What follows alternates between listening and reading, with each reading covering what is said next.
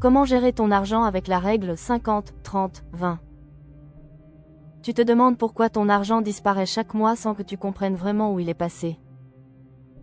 Aujourd'hui, je vais te révéler une méthode simple qui va transformer complètement ta façon de gérer tes finances et qui est utilisée par des millions de personnes à travers le monde. Cette technique va te permettre de reprendre le contrôle total sur ton budget et d'enfin commencer à construire ton avenir financier. La règle 50-30-20 est une méthode de gestion budgétaire développée par la sénatrice américaine Elizabeth Warren dans son livre All Your Worth: The Ultimate Lifetime Money Plan.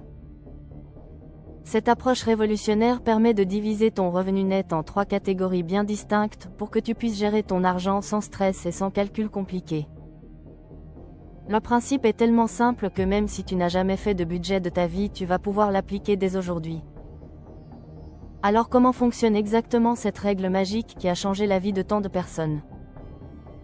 C'est très simple, 50% de ton revenu net doit être consacré à tes besoins essentiels, c'est-à-dire tout ce qui est absolument nécessaire pour vivre au quotidien.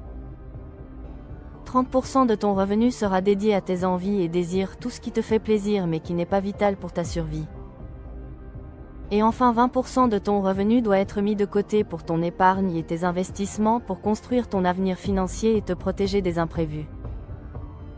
Cette répartition n'est pas sortie de nulle part, elle a été calculée après des années d'études sur les finances personnelles de milliers de ménages américains. Les chercheurs ont découvert que cette proportion permet de maintenir un équilibre parfait entre vivre confortablement aujourd'hui et préparer sereinement ton avenir. Maintenant rentrons dans les détails de chaque catégorie pour que tu comprennes exactement où placer chaque euro que tu gagnes. Les 50% dédiés aux besoins essentiels comprennent ton loyer ou ton crédit immobilier qui représente généralement la plus grosse part de cette catégorie.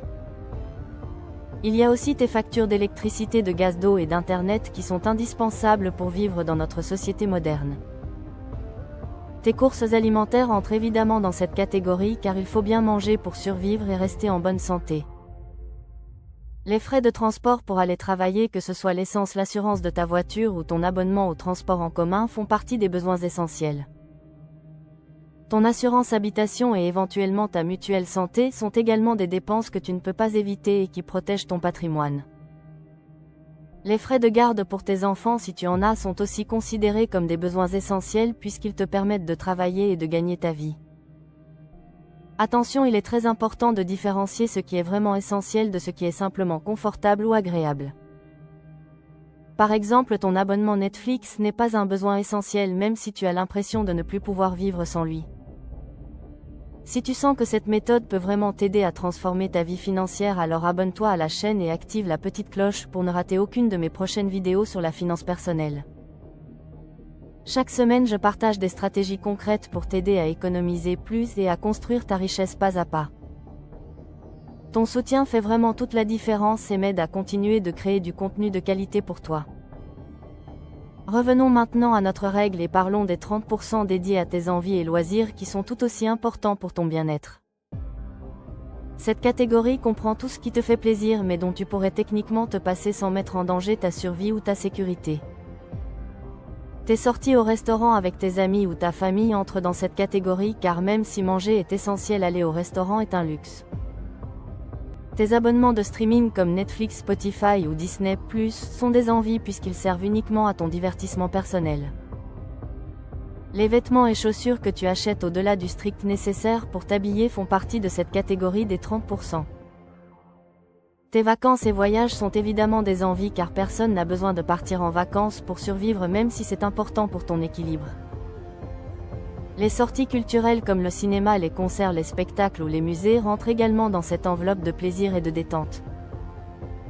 Ton abonnement à la salle de sport peut être considéré comme une envie sauf si ton médecin te l'a prescrit pour des raisons de santé particulières. Les cadeaux que tu offres à tes proches pour les anniversaires et les fêtes font aussi partie de cette catégorie des dépenses non essentielles.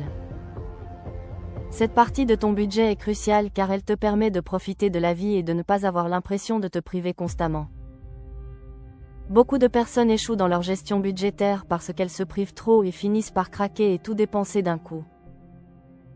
En t'autorisant consciemment 30% de ton revenu pour tes plaisirs, tu évites la frustration et tu maintiens un équilibre sain dans ta vie financière. L'important est de respecter cette limite et de ne pas laisser tes envies grignoter l'argent destiné à tes besoins essentiels ou à ton épargne.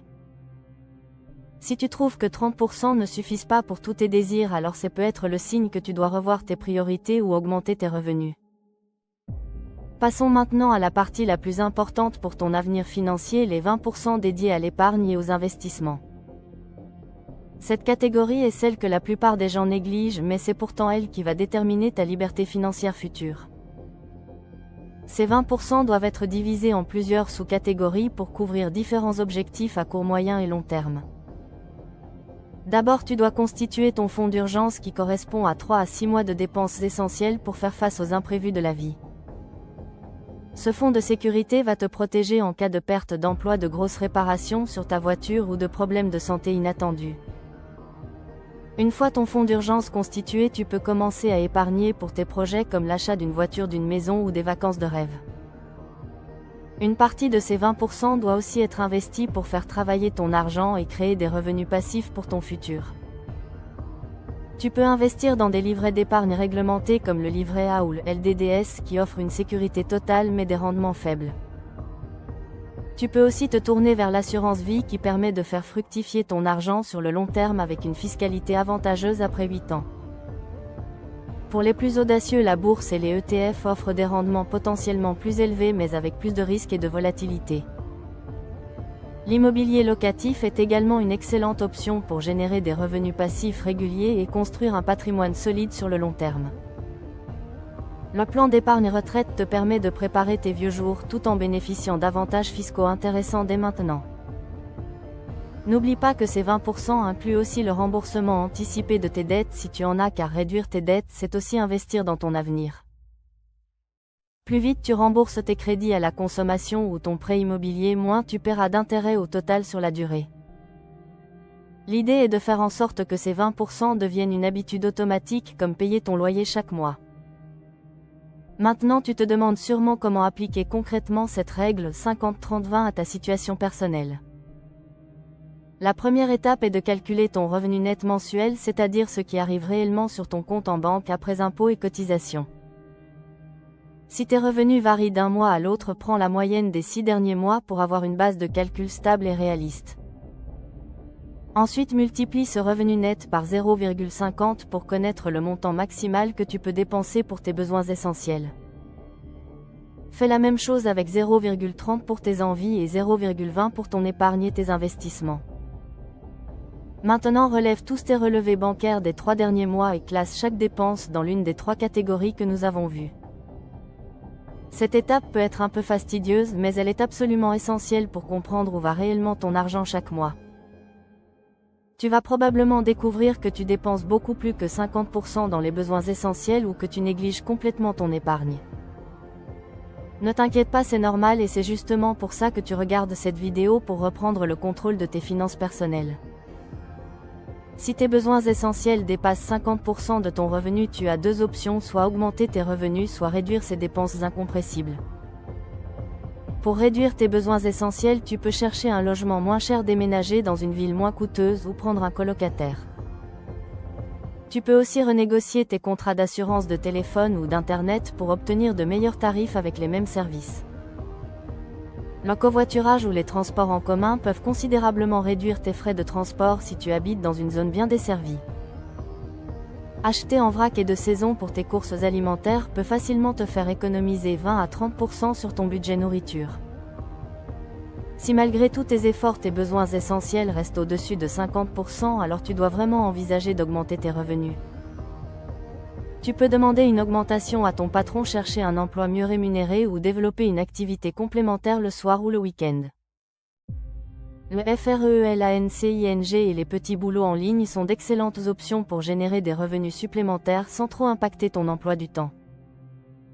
Une fois que tu as réussi à équilibrer tes dépenses selon la règle 50-30-20, il est temps de mettre en place des automatismes. Configure des virements automatiques le jour où tu reçois ton salaire pour transférer immédiatement tes 20% d'épargne sur un compte séparé. Cette technique, appelée se payer en première, est utilisée par tous les experts en finances personnelles pour garantir que tu épargnes vraiment. Si l'argent reste sur ton compte courant, tu vas forcément être tenté de le dépenser alors qu'une fois transféré, il devient invisible et intouchable. Utilise des applications de gestion budgétaire comme Banking Linkso ou Budja pour suivre automatiquement tes dépenses et respecter tes enveloppes. Ces outils te permettent de voir en temps réel combien il te reste dans chaque catégorie et t'alertent quand tu approches de tes limites. N'oublie pas que la règle 50-30-20 est un guide et non une règle absolue et rigide qui doit s'appliquer à tout le monde de la même façon.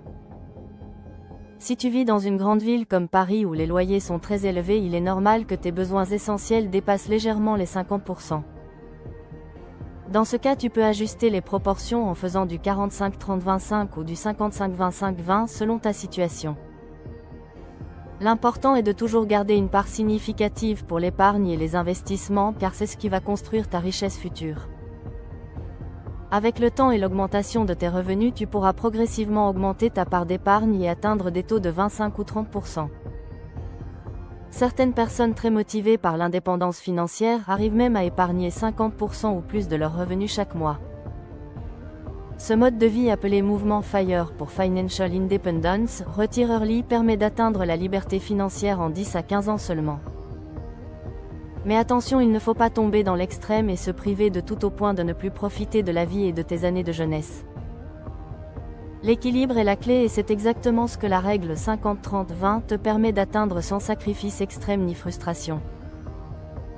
En conclusion, la règle 50-30-20 est un outil puissant mais simple pour gérer ton argent sans stress et sans calcul compliqué. Elle te permet de couvrir tes besoins essentiels, de profiter de la vie et de construire ton avenir financier en même temps.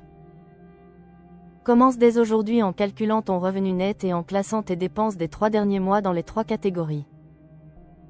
Tu seras peut-être surpris de découvrir où va réellement ton argent et quels changements simples peuvent faire une énorme différence. N'oublie pas que la gestion de tes finances personnelles est un marathon et non un sprint qui demande de la constance et de la discipline. Chaque petit pas que tu fais aujourd'hui te rapproche un peu plus de la liberté et de la sécurité financière que tu mérites. Alors qu'attends-tu pour prendre le contrôle de tes finances et transformer ta vie grâce à cette méthode simple mais révolutionnaire? Si cette vidéo t'a plu, partage-la autour de toi pour aider d'autres personnes à reprendre le contrôle de leur argent. Abonne-toi à Ma Finance Facile et active la cloche pour découvrir mes prochains conseils et apprendre à faire grandir ton argent. On se retrouve très bientôt dans une prochaine vidéo pour continuer à progresser.